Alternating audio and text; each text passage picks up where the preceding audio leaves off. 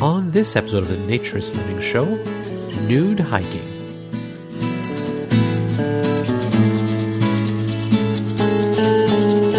This episode of the Naturist Living Show is brought to you by Bare Oaks Family Naturist Park.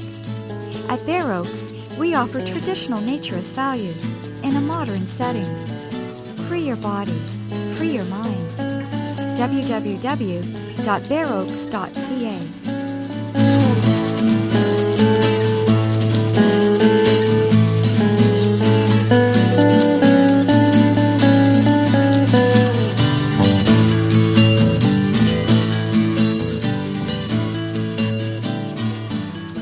Welcome, dear listener, to episode number 73. And so we're finally catching up for, I'm supposed to do one a month of these shows, of these episodes, and I got a little behind in the summer, so we're catching up here in December, and I waited as long as possible because I got a cold and I get sick, and then I was getting better, and then I've got a cold again, so I'm recording this with a cold, so I apologize if I don't quite sound normal. But I'm just a little bit congested, so hopefully the content will be there even if my voice isn't quite right. I want to thank Michael. Michael sent me a number of links. I was mentioning in the previous episode about a film called Mondo Nude, about the Miss Nude World at the Four Seasons nudist resort in just outside Toronto, Ontario, not far from me, and all about how exploitive it was. And so I still haven't found the actual film, but Michael sent me a link to the Naked Peacock, a preview of which clearly shows the Miss Nude pageant of the Four Seasons. Number one, ladies and gentlemen, is Didi Nolay.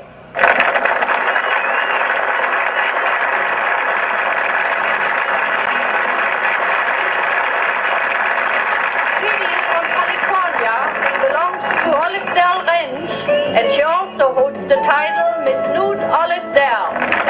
Didi is 5 foot 10 inches with 120 pounds. Her eyes are hazel and her hair is brown. Every year, nudist clubs from all over send their best to the annual Miss Nude World Pageant.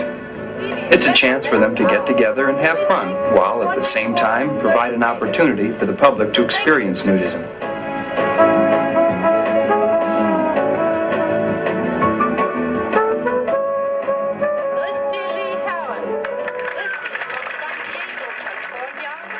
So I did order the movie. It seemed like an interesting one to watch. It apparently isn't just about that particular club, but several others. There was a link, which I'll put in the show notes as well, if anybody else wants to order it. But as soon as I know more, I'm sure I'll be telling you lots more about it. So stand by for that one.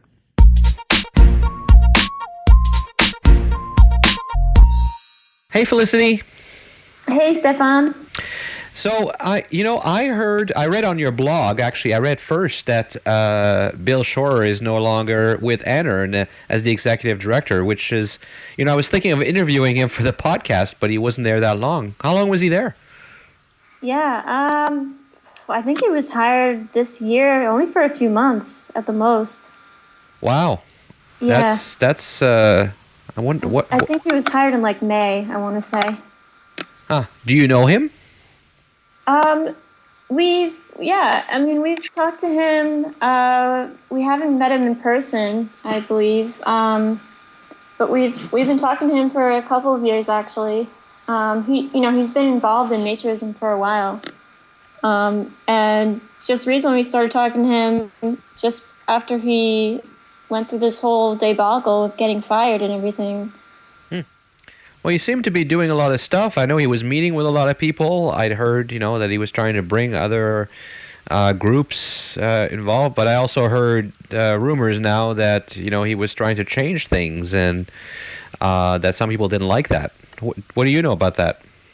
Yeah, there's a lot of rumors, and we have been trying to clear those up, and we hope to publish another article actually about the whole thing to sort of clear his name. But one of the big controversial things was this idea of a club rating system, which was basically he was saying that we should have something more to tell people about nudist clubs that will give them more of an idea of what they should expect. So whether a club is very family-oriented compared to a club that's not family-oriented at all, and they have things that people may not want to pursue, like lingerie dances, and it's more on the, quote, sexual side. And so it's kind of basically like, I think of it as like a TripAdvisor for nudist clubs, I guess.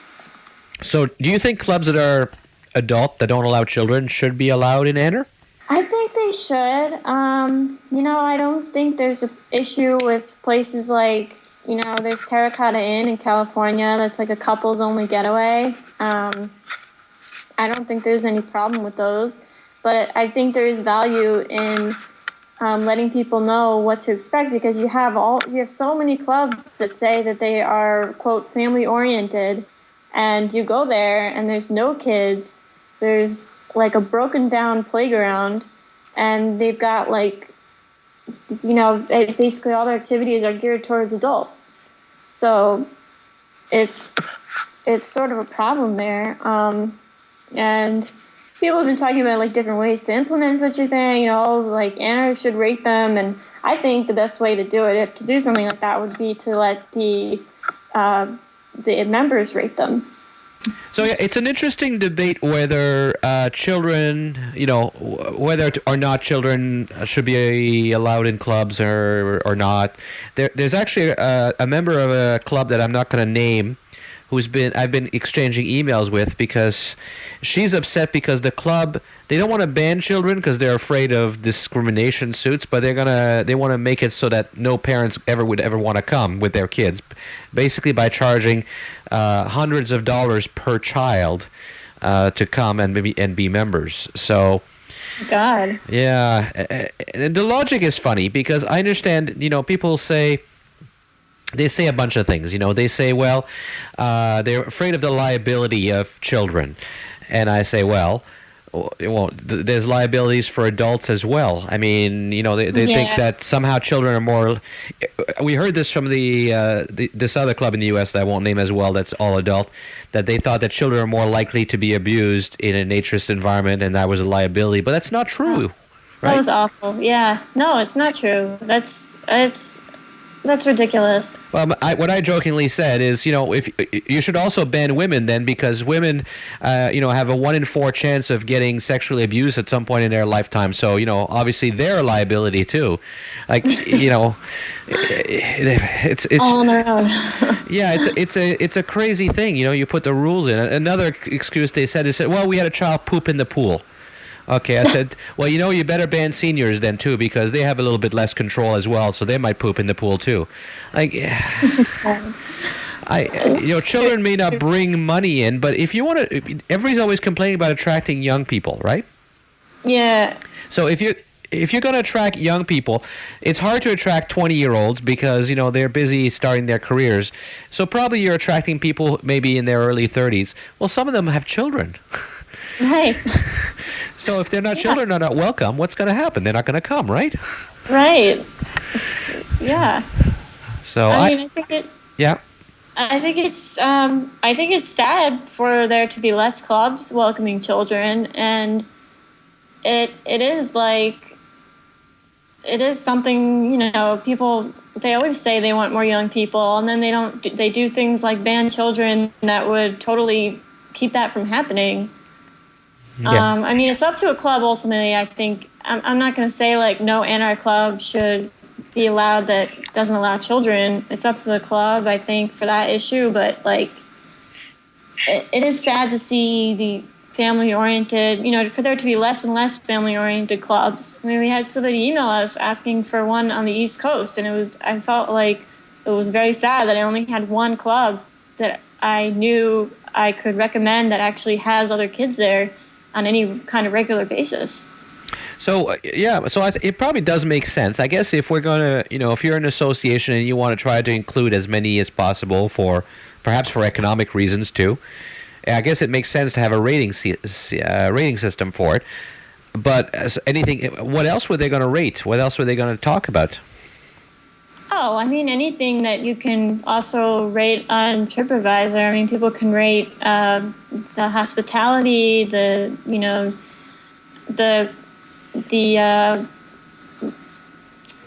lodging, the facilities, that kind of thing would also be useful. I mean, right now, a lot of clubs I don't think are on TripAdvisor. I mean, they could join, and then that would be something, but you can't rate somebody. You can't rate them on that site based on how adult or child-oriented they are, really.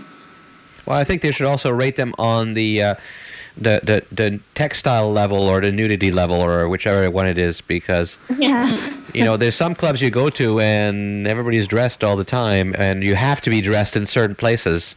That's the kind of stuff too I'd want to know before I got there. Yeah, there's that too. Yeah, that can get weird. Yeah, well, there's still some clubs that you have to be dressed for the dances because they think that if people are nude for the dances, bad things will happen. Well, bad things. Things will happen. Whether they're bad or not is a debatable point on what you're looking for, I suppose. I'm like, what year is this? What century are you in? Yeah. Well, I mean, what do you think? Do you think you should have to be dressed to dance or not? That's the whole idea of nudism, is that you can behave yourself when you're naked. Yeah, absolutely. I know. It's crazy, isn't it? Oh, my God. But apparently that was a fairly common thing going back to the mid 20th century in naturist and nudist clubs, is that you had to be dressed to dance. And there's been these rules over the years that like I think Bill said to us a rule that clubs can't be that people can't be dancing, couples can't be dancing together at the dance. Slow dancing and that kind of thing wasn't allowed. Well, I think it was a great idea to have this rating system to know what you're expecting. But I can see that might not be popular with the clubs. Although, if you're a club, there's really no advantage in tricking people and coming to your club and then finding out that it's not what you wanted. Yeah, this is true. I mean, you're just going to have people are not going to go home and tell their friends what a great time they had, that's for sure. Yeah, no, exactly. That's why, at Bear Oaks, I'm always very clear. Everywhere, we're not clothing optional. Don't come here if you want to keep your clothes on. Because I don't want to deal with it. Yeah, and that's why I think the visitors should actually rate them also, because I think that would be the most fair. I mean, the club is not going to rate themselves. I mean, they could, but I don't think right now they're not honest, and why would they be honest? Why would all of them be honest if they were to join a rating system? It might. Who's not going to give their facilities like 5 stars? And then if you have visitors rating them, then you get an average. So it's like you get a scale of 0 to 100%, and you have the users rating how family friendly they think they are, for example, and you could have a club that gets like a 93% rating, and then you know that, okay, this club is more family-oriented than others. So is this rating system why Bill is no longer with Enter? Some have speculated as much. I don't think so, but Anna has been very secretive about the whole thing, and people have been getting very upset that Anna has not been forthcoming, and they just are not giving any kind of official statement or comment. From what we know, he was released, he was let go by the president, by Beverly Price. And like that's all they've said. Well, I've read that he was let go illegally by Beverly Price at first, or against the rules of Anna. Yeah, that's right. That's what they did. Yeah, that's the story. And then the board later met and voted on the matter, and not everyone was in favor of him leaving. I think it was 10-4 in favor of it. So a few people were against it. There have been rumors that the staff didn't like him, but we've seen emails from that where they've been very supportive. They were planning a surprise birthday party for him, so I'm pretty sure that's not true. Well, it sounds like there's more to this story, so are you going to keep looking? Can we count on you to dig up the facts for us? There is. I can't say more yet. We have a story where after we talked to Bill for a while, and we have some things to clear up. We just can't print it quite yet, but people should keep tabs on our website, and they will hopefully see something there soon.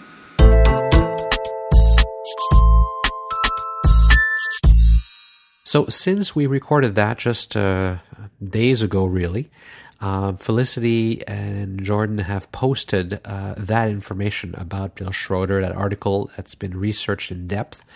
It's quite interesting. You can hear it on their website at yna.me, and I'll put a link to this one and the other articles she referenced in her segment in the show notes as well.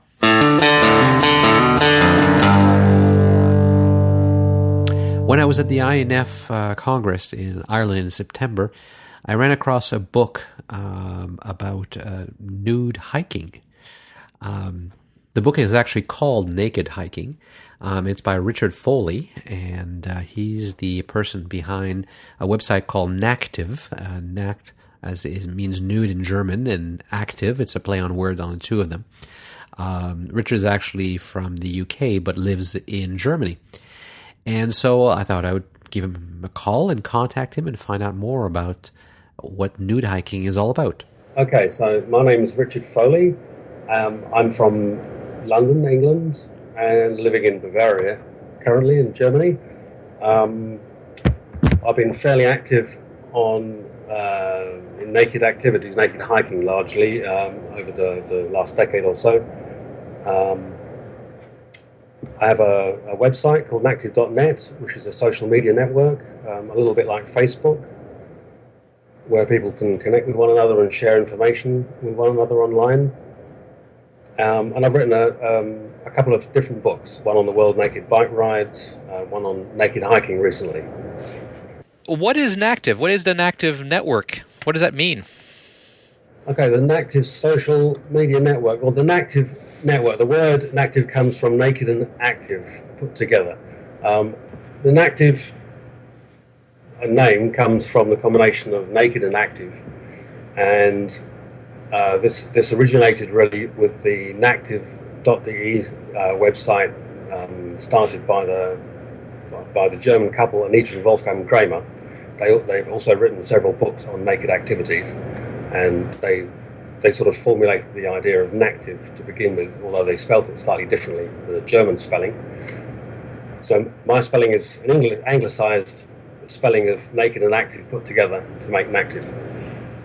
And the idea of Nactive is to bring naked activities into your daily life, into a public sphere, into a social sphere. It's very similar to a lot of nudist and naturist activities, but they tend to be, on the whole, classical nudist and naturist activities tend to be held in sort of private, enclosed spaces.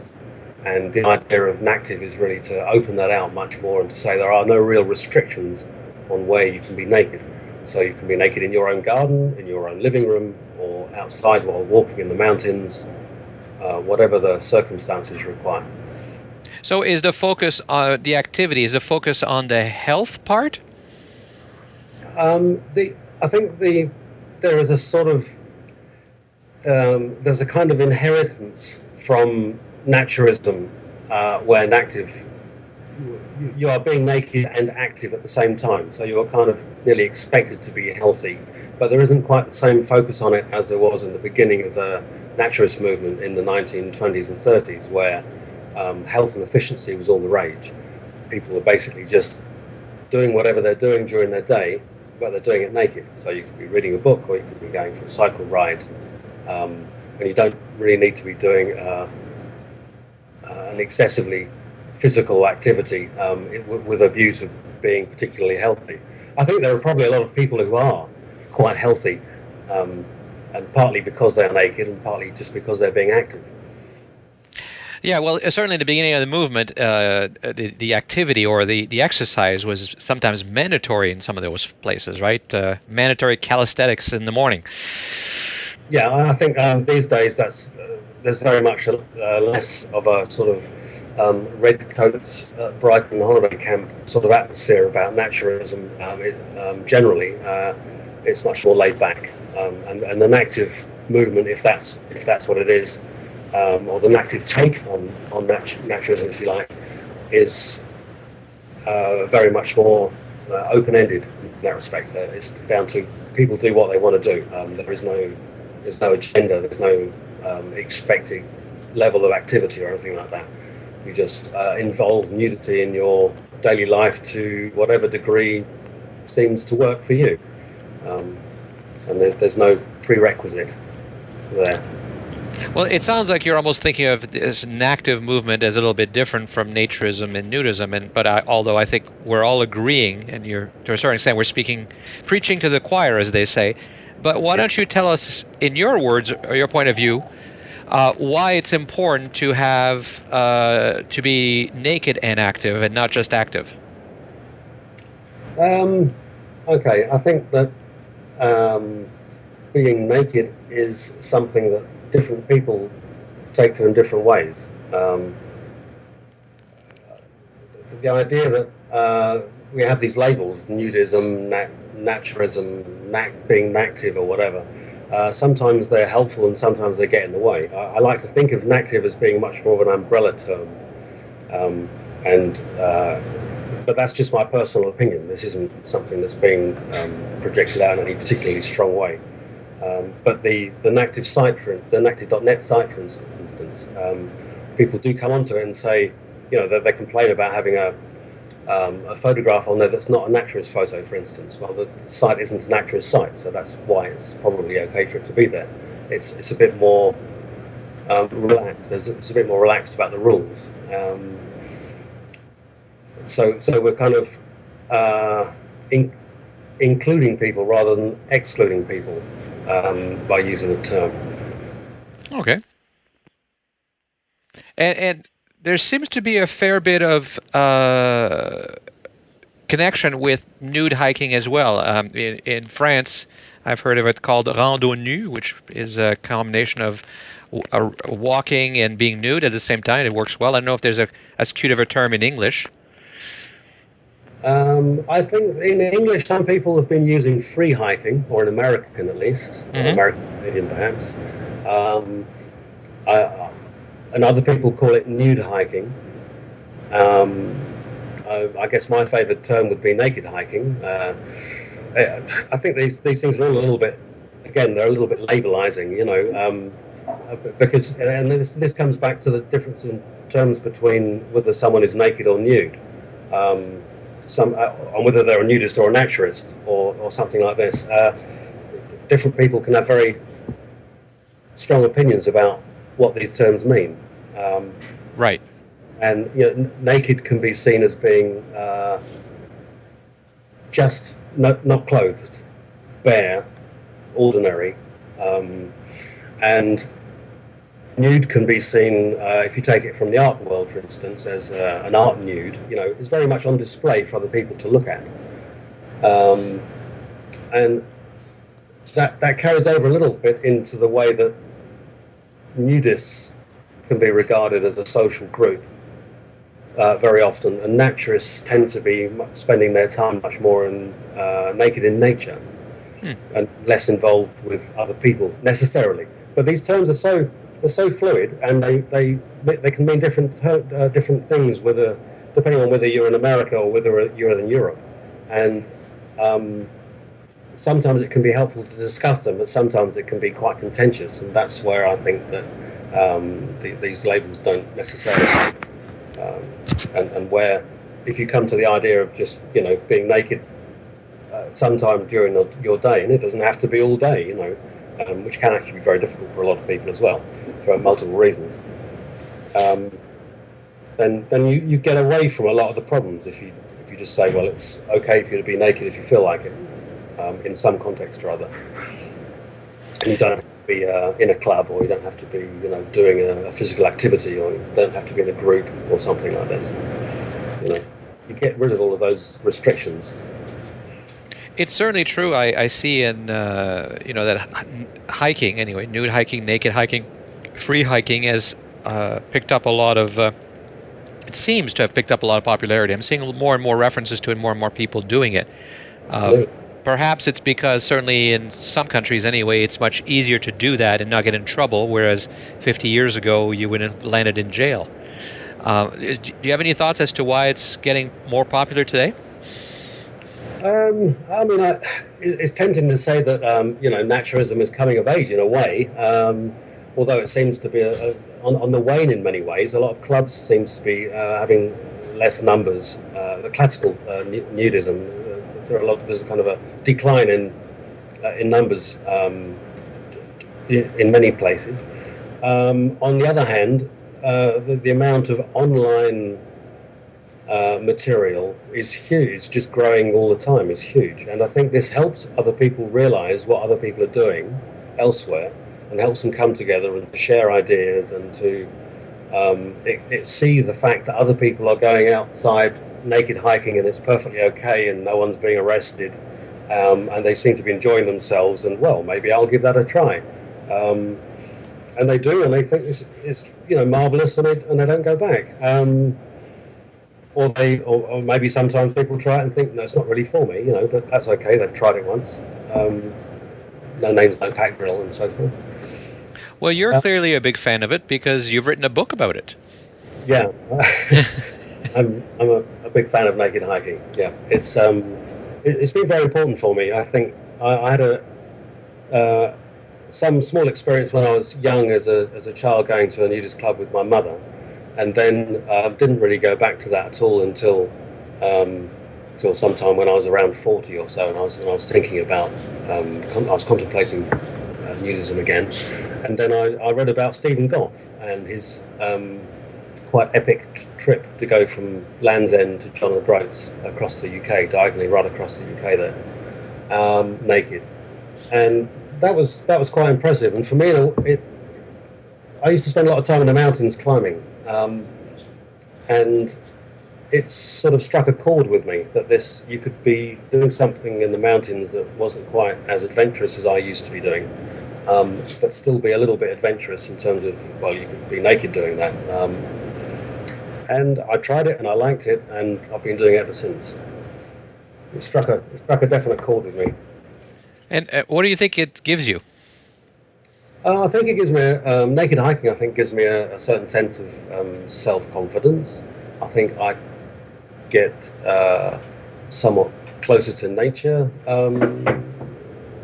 The experience of the temperature and the weather, and you sort of there's definitely a sense of being closer to the elements when you're out naked in the mountains, especially when it's not particularly sunny.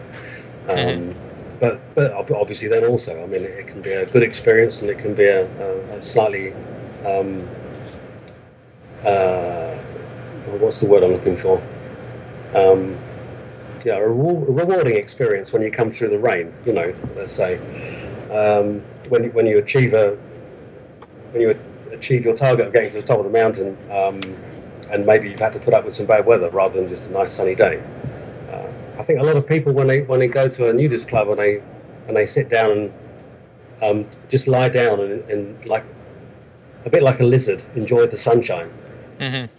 That's nice, I enjoy doing that as well, but I can't do that all week long. It drives me quietly crazy. And in some ways I'm quite jealous of people that can do that. So where do you hike when you hike?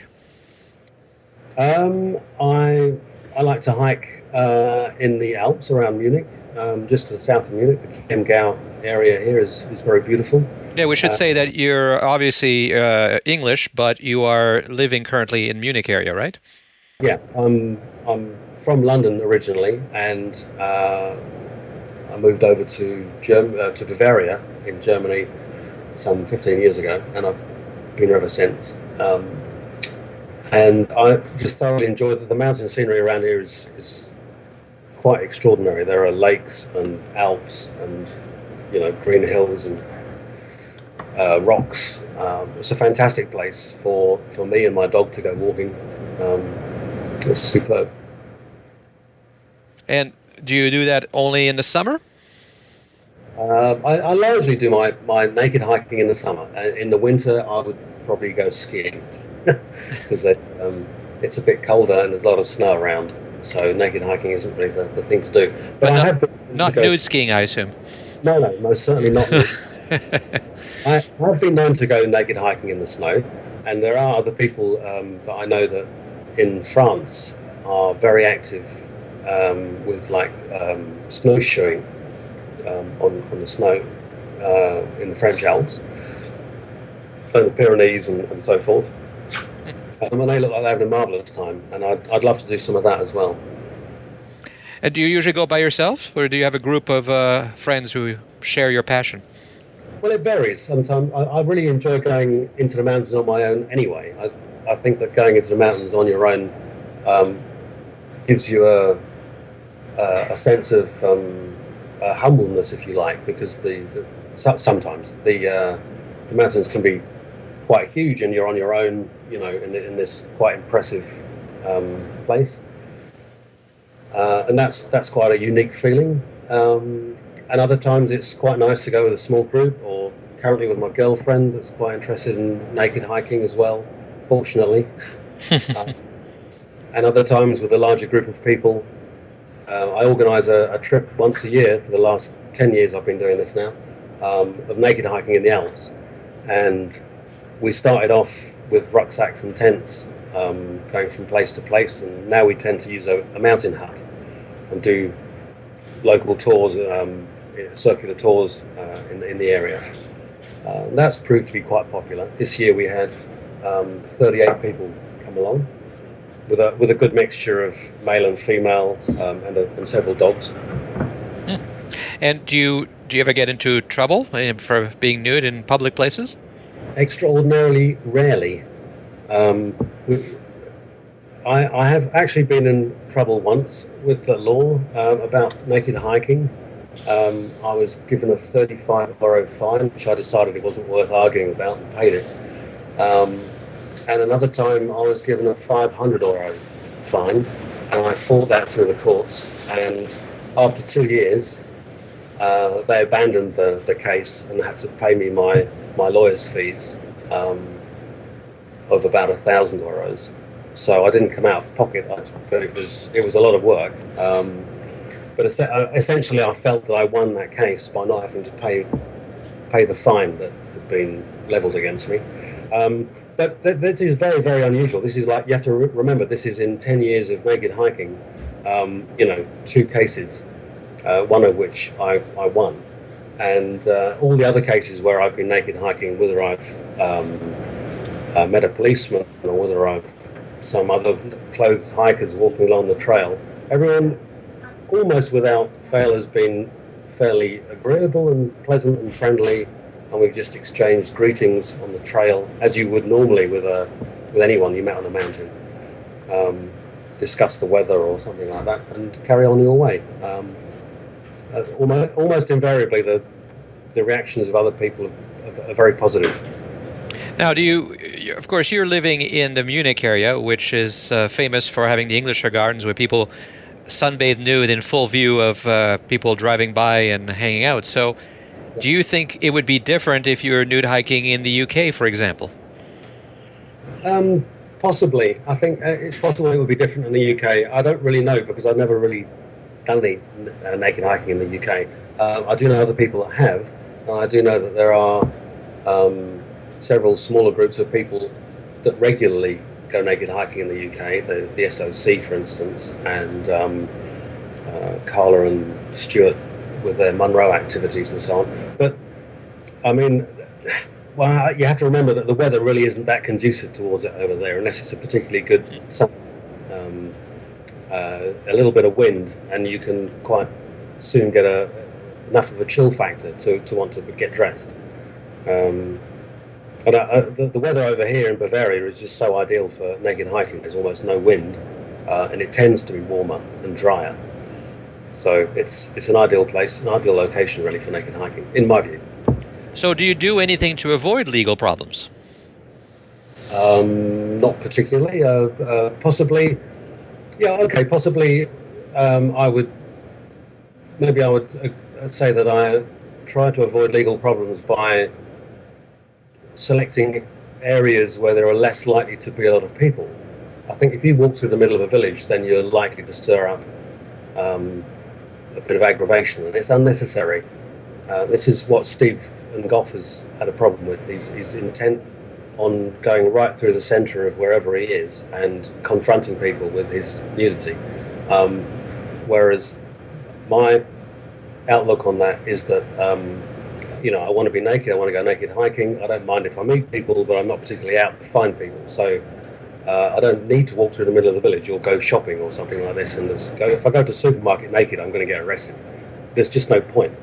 And besides that, I don't really feel like being naked in a built-up environment. My joy of being naked, if you like, comes from being in nature, in a natural environment. So it's natural for me to want to go out into less populated areas, up into the mountains, into the forests, and go naked hiking there, because it seems to fit with the environment much more. Well, your passion obviously is pretty strong since you've written a book. What drove you to create a book on naked hiking? Good question. I don't know. I'd already written a book on the World Naked Bike Ride, and I guess I have a need to put some of my thoughts and experiences down in writing to partly explain to people what I do or what other people are doing, and maybe to myself, to help formulate what it is that we're all up to, if you like. What is it that drives us? What motivates us to be naked, either in a protest, an environmental protest like the WNBR, or on a naked hike on your own somewhere where there's nobody else up in the high mountains. These are different experiences. And I think it's just interesting for people to share their different experiences of whatever they're doing with their naked activities, and to share it with other people so that other people can see that it's okay and perhaps consider taking part themselves if they've not done so previously. Well, tell the listeners, if you would, about the book, because I think the format's interesting. It's not just you writing, right? No, the Naked Hiking book is it's a paperback with a mixture of text and photos from a number of different people, a number of different submissions. There's several chapters from me that I've written, and there are several chapters from different people around the world. Doug Ball in New Zealand has written a chapter. Stephen Goff was asked to write a chapter, and he wrote something from his prison jail in England. And we have another chapter from a German lady who describes her first naked hike altogether, which was actually one of the seminal moments for my girlfriend considering going naked hiking with me, actually. So that was quite interesting. And yeah, it's just a collection of submissions from different people around the world describing all of their various, or rather a selection of their various naked hikes. So, we have listeners all over the world. What advice would you have for them if they find this interesting, and why they should try this as opposed to just going to a club or a beach somewhere and, as you said, just being like a lizard? Well, I think it's perfect. Don't get me wrong. I think it's perfectly okay for people to be lizards. But okay, I think if you were interested in considering naked hiking for the first time and had never done it, possibly a good place to start would be to go to a nudist club or a naturist club to get used to the idea of being naked. First of all, if we assume that people are already over that hurdle and are interested in taking their nudity out into a more sort of natural, open environment, like naked hiking in the mountains somewhere or in a forest, I would certainly suggest going somewhere or selecting somewhere that was off the main trails, somewhere quiet where you were not likely to meet a lot of people. Perhaps join a local group. There's a lot of activity on the internet these days about people organising naked hikes all around the world, and there's probably a group near you somewhere. It may not be on your doorstep, or you might be lucky, and it is. Is there a website you would recommend to help people find those groups? Well, I would have to recommend an active.net social media website for finding other people with naked hiking in mind. It's not the only place on the internet. There are Facebook groups, or there are... I started, for instance, on my own, a little nervously, thinking, I wasn't sure if this was a great idea or not. And it seems to have taken off in quite a large way. For me personally, it's been I think a personal development step to go naked hiking, and I thoroughly enjoy it. Now, what about the practical? Equipment or things you should do or not do in your experience?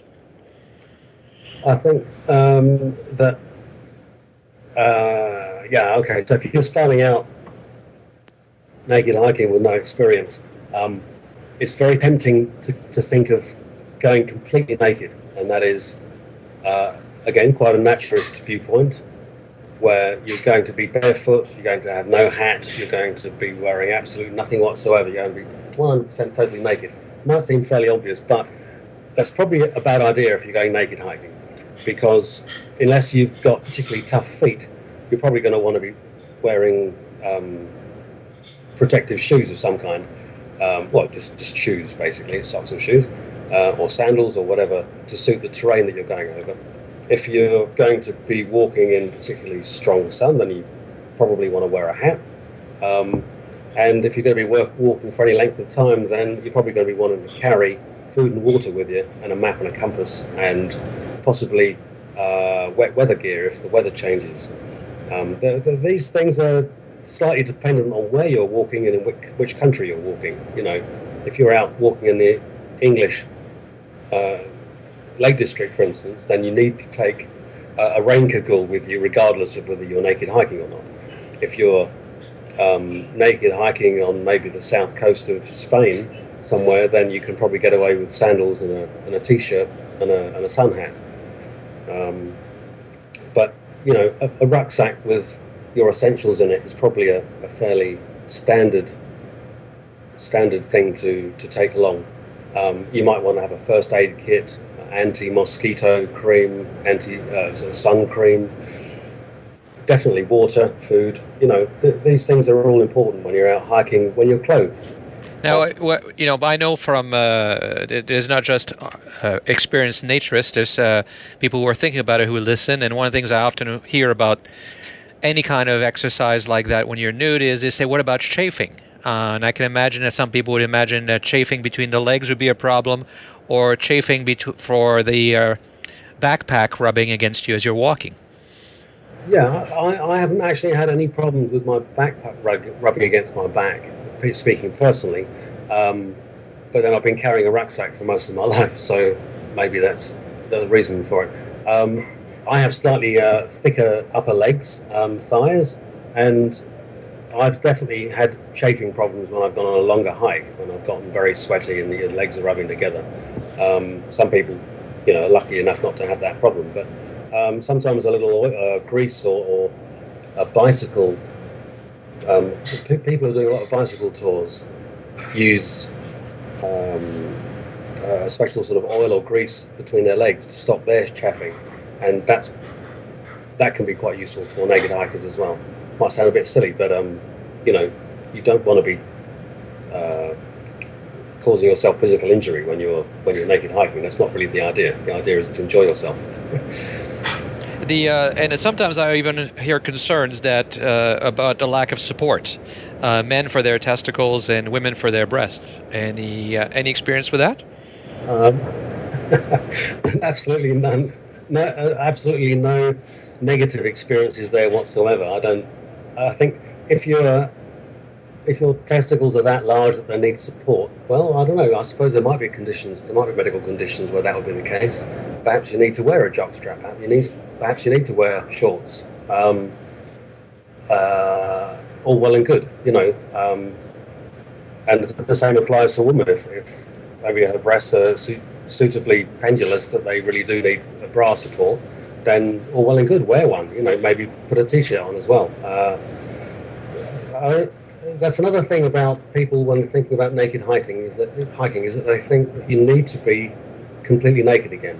And I think the new idea really is that you dress for the occasion.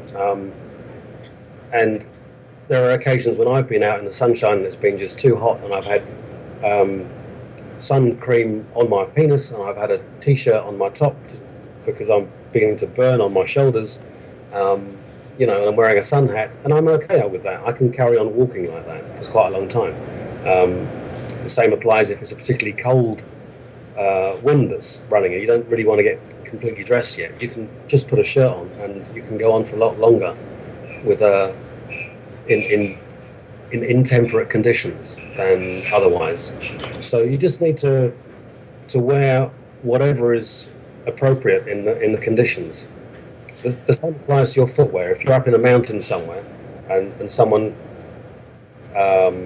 says to you, well, you're naked hiking, why are you wearing shoes? Well, personally, I think you'd be crazy to go out into a mountain barefoot with all those sharp boulders and ankle twisting rocks lying around everywhere. You need to wear the right thing for the right occasion. Well, I also think it's a matter of what you're used to and what your body is used to. There's quite a trend in running for unstructured shoes where you're essentially running barefoot but with a small sole. And people run that way and injure themselves because you spend whatever your lifetime. If you're 30 years old, you spend 30 years having your foot supported by in the arch and with thick soles. You can't expect to suddenly be able to drop that and have the strength.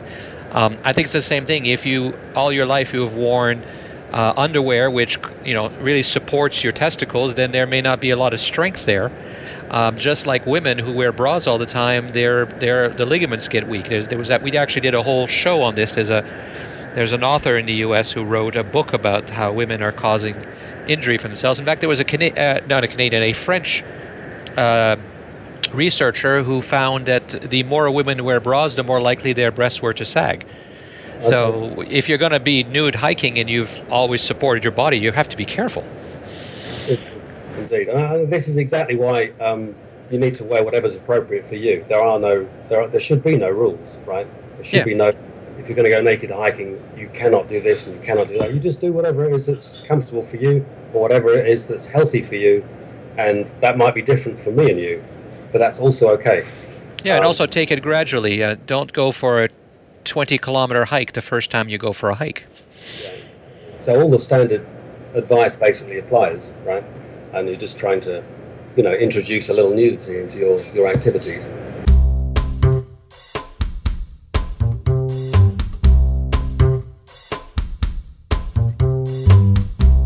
So I found the book interesting enough. There's a number of essays by different people, some that you have heard on this show before, like Mark Story, and some that you've heard about but may have never heard with the Naked Rambler, Stephen Gow, and several others. So we are now carrying the book in the Bear Boutique, so you can order it directly from Richard or directly from the Bear Boutique, and I will put a link in the show notes.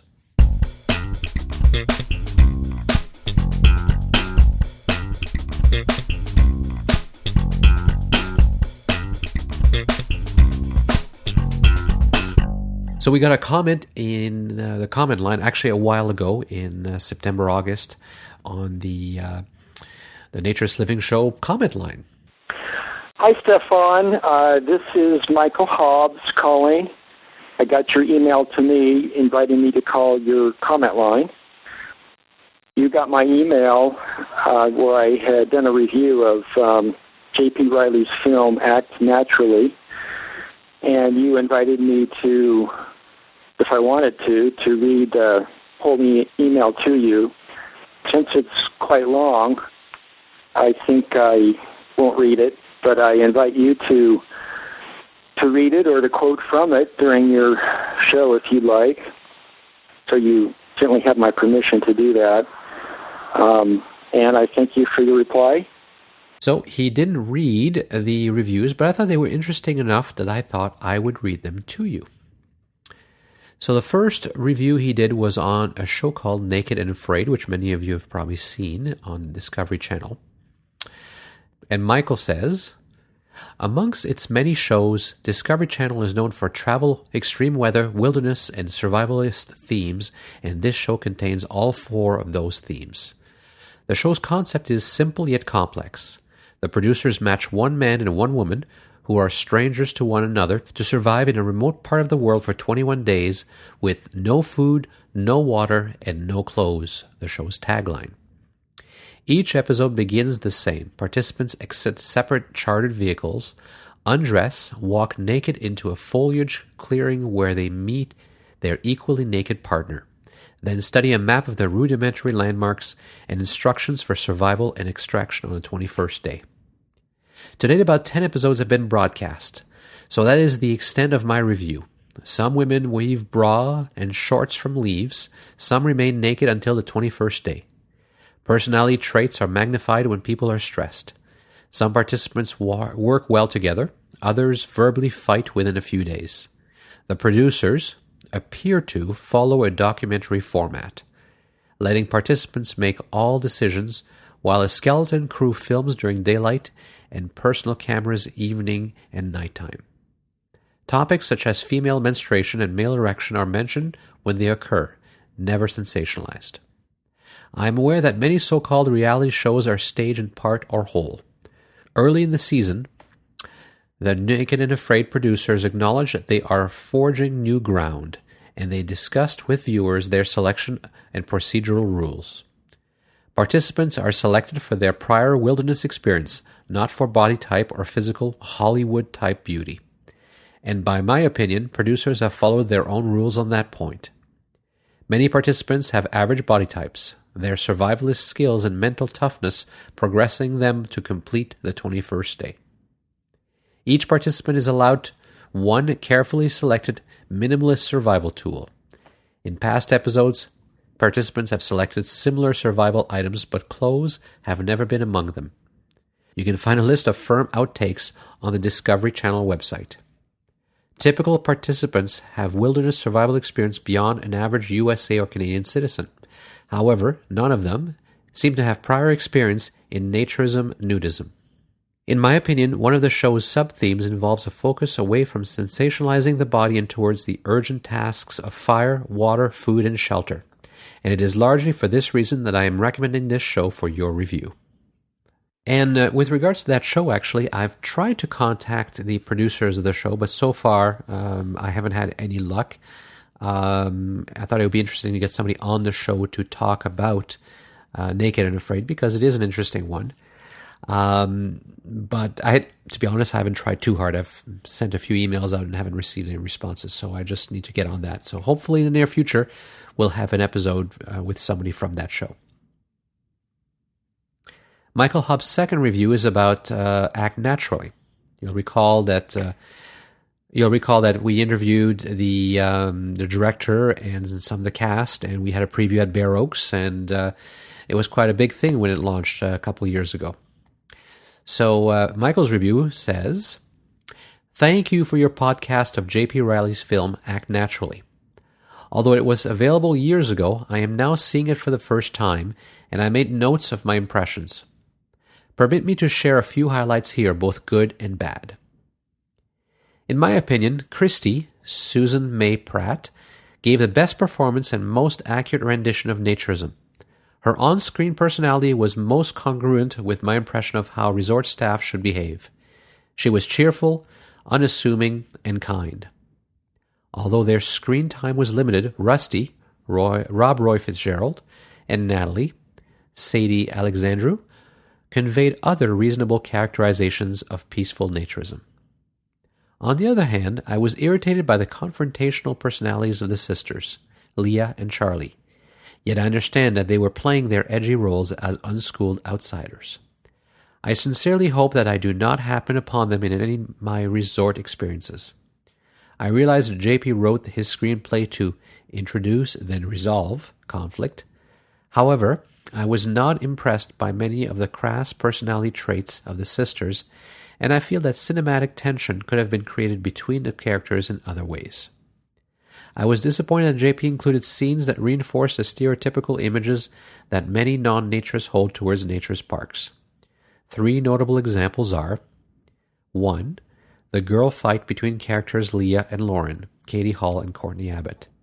This scene is somewhat symbolic of nudes a-poppin' in Indiana, and similar to your description of what a resort should not seek during one of your other podcasts. Could JP accomplish his goal of confrontation between characters in another way? Perhaps a sincere sporting competition, a horseshoe tournament, a chess match, tennis, a debate, or something similar. I believe so. 2. During the final credits, the film included a few outtakes where actress Katie Hall made gestures of oral sex to the camera, followed by consenting laughter from other cast and crew. While brief, those moments damaged my viewing experience. I feel that some other conservative viewers may feel similarly.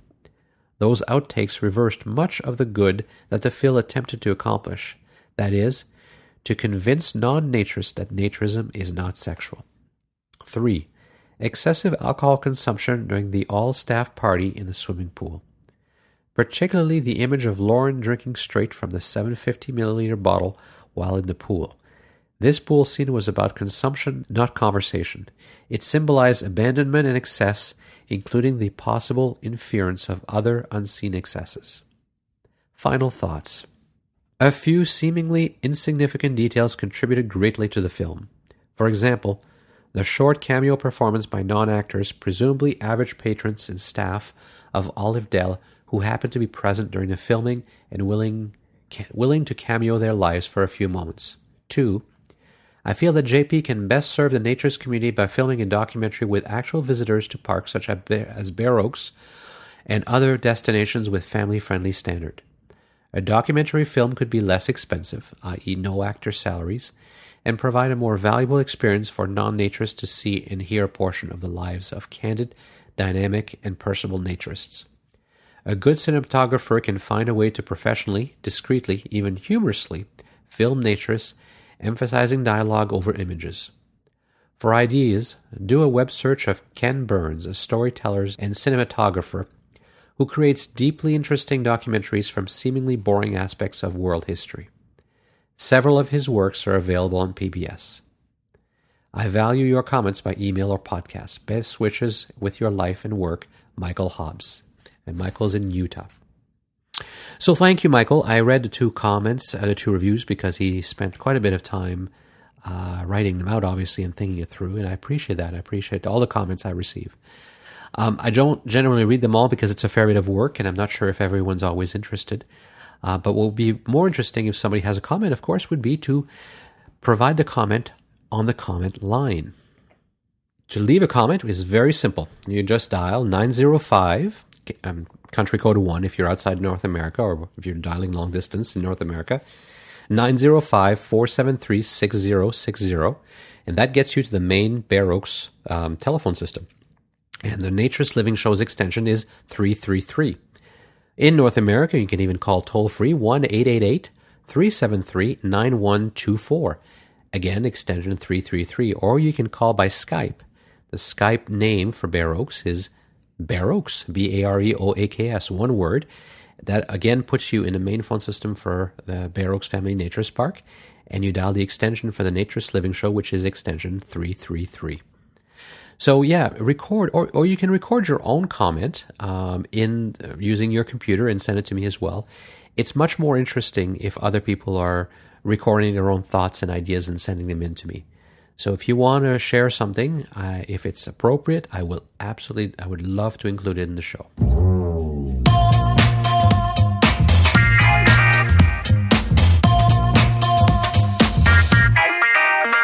So that's all for this episode of the Naturist Living Show. Thank you as always for listening, and my name is Stéphane Deschênes, and I'm your host for this podcast and the owner of Bear Oaks Family Naturist Park. And you can find links, as I mentioned several times in the show, to everything I talked about in the show notes. And the website is naturistliving, one word, .bearoaks, BAREOAKS.ca, because we're in Canada. And please keep sending your comments and suggestions. I read them all. I apologize to several of you that I just replied to. Some were several months old because I read them. I was too busy and didn't reply right away, and I replied now. So in one case, I think it was 6 months later. So I apologize if you're listening for the delayed reply. But I do read them all when they come in. I just don't always get to replying instantly. So thank you. I appreciate the comment. They keep me going. Please keep them coming. As I said earlier, you can call your comments in and I'll play them on the show. Or you can send them by email. The show's email address is naturistliving, again, one word, at Bear Oaks, B-A-R-E, of course, Bear Oaks, O-A-K-S.ca. Join us again in about a month for the next episode of the Naturist Living Show. This episode of the Naturist Living Show was brought to you by Bear Oaks Family Naturist Park. Traditional naturist values in a modern setting. Traditional values means that naturism is more than just taking your clothes off. It is a life philosophy with physical, psychological, environmental, social, and moral benefits. Bear Oaks Family Naturist Park strives to promote those naturist values in a modern setting that provides the amenities and services that our members and visitors expect. Free your body, free your mind. Learn more at www.bearoaks.ca.